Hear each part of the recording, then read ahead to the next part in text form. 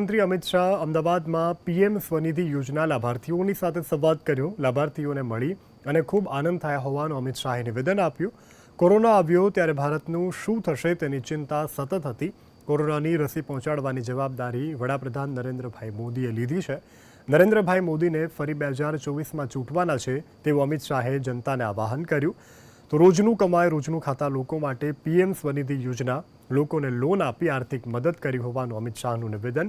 બેંકમાં લોન લેવા જઈએ ત્યારે આપણી પાસે ગેરંટ માગે તો તમારે કહેવાનું નરેન્દ્રભાઈ અમારા ગેરંટ। ભવિષ્યમાં બેંકવાળા ઘરે આવીને લોન આપશે। 2024થી 2029 સુધી વિના મૂલ્યે અનાજની વ્યવસ્થા કરવામાં આવશે। 2 બેંકમાં પૂછ્યું લોન આપી એનું સ્ટેટસ શું? અમિત શાહનું નિવેદન। મને ડેટા મળ્યા તો જાણીને ખૂબ આનંદ થયો છે। દરેક વ્યક્તિ પૈસા ભરે છે તે જાણીને મને આનંદ થયો છે। સ્વનિધિ અભિયાન સુધી લોકોને પહોંચાડ્યા। 1 કરોડ અરજીમાંથી 96 લાખ લોકોને લોન મળી ગઈ છે। 45% જેટલી મહિલાઓને લોન માટે અરજી કરી। 40 લાખથી વધુ લારી ગલ્લાવાળા ડિજિટલ તરફ વળ્યા છે। વન નેશન વન કાર્ડથી અહીં રાશન મળે છે। અહીં કેટલાક લોકો યુપીથી આવ્યા છે। અહીં પણ લોકોને અનાજ મળી રહ્યું છે। ગાંધીનગર લોકસભામાં 5.80 લાખ લોકોને આ યોજનાનો લાભ મળ્યો છે। લગભગ 3 કરોડ લોકોને ઘર મળ્યા હોવાનું અમિત શાહે નિવેદન કર્યું। 4 કરોડને વીજળી મળી। 10 કરોડ ગેસ સિલિન્ડર આપ્યા। 80 કરોડને 5 કિલો અનાજ અપાયું છે। 12 કરોડ ખેડૂતોને 6000 વર્ષે સહાય મળે છે। ભારતના દરેક નાગરિકને ઘરનું ઘર મળે, પીવાનું પાણી મળે, ઘરમાં જાજરૂ હોય, લાઈટ હોય, ગેસનું સિલિન્ડર હોય અને ગરીબ માણસને મહિને 5 કિલો અનાજ પણ મળે અને 5 લાખ સુધીની વર્ષમાં આરોગ્યની બધી સેવાઓ મફતમાં મળે। ઉજ્જવલા યોજનાના ગેસ 578 લોકોને મળ્યા। 300 લોકોને ઘરના ઘર મળ્યા। મુખ્યમંત્રી ભૂપેન્દ્ર પટેલ રાજકોટના પ્રવાસે। સીએમના હસ્તે ગુજરાત જ્ઞાન ગુરુ ક્વિઝ 2નો પ્રારંભ।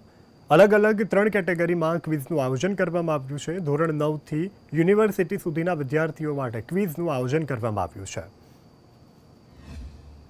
યશસ્વી વડાપ્રધાન શ્રી નરેન્દ્રભાઈએ ગુજરાતના સર્વગ્રાહી, સર્વપોષી અને સર્વસમાવેશી વિકાસનો મજબૂત પાયો પંચામૃતના શક્તિના આધારે નાખ્યો છે। તેમણે જ્ઞાન શક્તિના પંચામૃતની મહત્વપૂર્ણ શક્તિ તરીકે પ્રસ્થાપિત કરી છે। આદરણીય શ્રી નરેન્દ્રભાઈ મોદી હંમેશા કહે છે, શિક્ષણ માનવીને કંકરમાંથી શંકર બનાવે। કોઈ પણ રાષ્ટ્ર, રાજ્ય કે સમાજની પ્રગતિ માટે શિક્ષણ અનિવાર્ય છે। પ્રગતિ, વિકાસ ત્યારે જ વધુ ગતિમાન બને જ્યારે આપણામાં નવું કરવાની, નવું જાણવાની, નવું શીખવાની વૃત્તિ અને રુચિ હોય। આદરણીય વડાપ્રધાન શ્રીએ હંમેશા હરેક ક્ષેત્રે કંઈક નવું કરીને અગ્રેસર રહેવાના સંસ્કાર આપણને આપ્યા છે। આપણા બાળકો, યુવાનો જિજ્ઞાસા સંતોષાય, વિશ્વના પ્રવાહોથી તેઓ અપડેટ થતા રહે તેવી તેમની નેમ છે। આજે પ્રથમ તબક્કાનું કામ શરૂ થયું છે। બીજા અને ત્રીજા ફેઝનું કામ પણ શરૂ થાય તો કનુભાઈનો લાભ આપણને મળી રહે। ડુમ્મસમાં આ અનેક કામ મંજૂર કરવામાં આવ્યા છે। 8મા ધોરણમાં અહીં આવી અને પાણીની મજા લેતા હતા તે સમય હતો। કાદવથી ખતપતતા દરિયાને જોયો છે।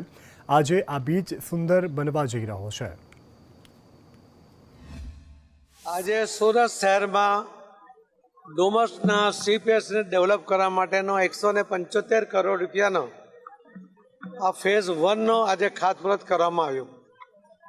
વર્ષોથી આ સીપેસને ડેવલપ કરવા માટેની માંગણી હતી, એની જરૂરિયાત હતી, પરંતુ કોઈને કોઈ કારણોસર એ લંબાતો હતો। પરંતુ આજે કેન્દ્ર સરકાર સુધીની બધી જ એનઓસી મળ્યા પછી આજે આ ખાતમુહૂર્તનું કામ પૂરું થયું છે અને આવનારા 1.5 વર્ષમાં આ કામ પૂર્ણ થનાર છે।